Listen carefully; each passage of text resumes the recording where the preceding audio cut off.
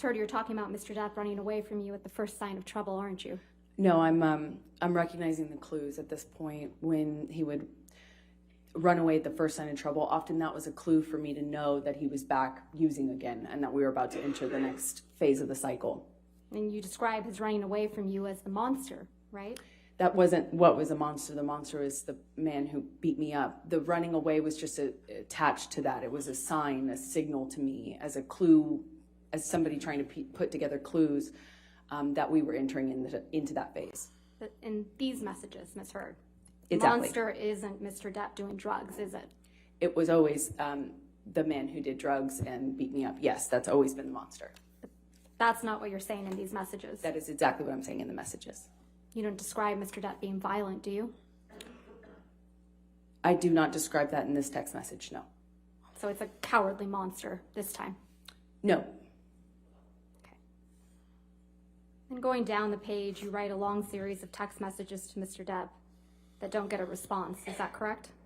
That is correct. You write, "Come grown, face the shit, and we can do anything." You go on a little later to say, "Please come home. Let's apologize to each together." And continuing on page 77, you write, "Not go to bed mad." And then you say, "Sound okay? Sound like the priority in the long run?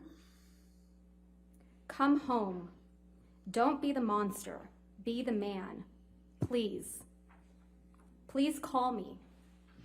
Please." Continuing on page 78.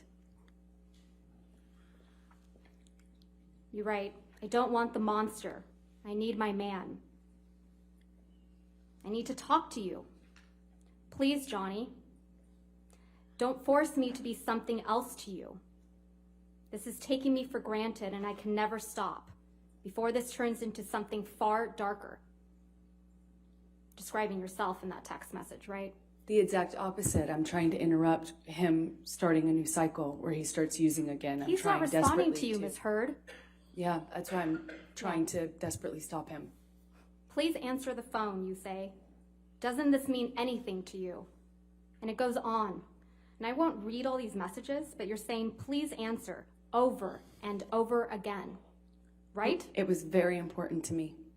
I was running out of time and I was trying desperately to stop him. He wasn't with you, Ms. Heard. Exactly, which is how I knew it was about to get a lot worse. He would leave, use, and come back way worse, with way less reality, with more delusions. He'd be more drunk. He'd be more under the influence. I'm going to move to strike everything after I was trying to stop the answer to her question. Your Honor, she was responding. I'll overrule the objection. That's fine. Thank you, Your Honor. This is a situation where you were trying to get Mr. Depp to pay attention to you. Isn't that right? No, I was trying to stop him from using. And because he ran away from you at the first sign of trouble, you call him a monster, I was right? trying to stop him from turning into the monster. The drugs are the key that opened the door. Who was the real monster in this relationship, Ms. Heard? Lives in Johnny, half of Johnny. It's not all of Johnny. The other half of him is wonderful and beautiful and the man I love.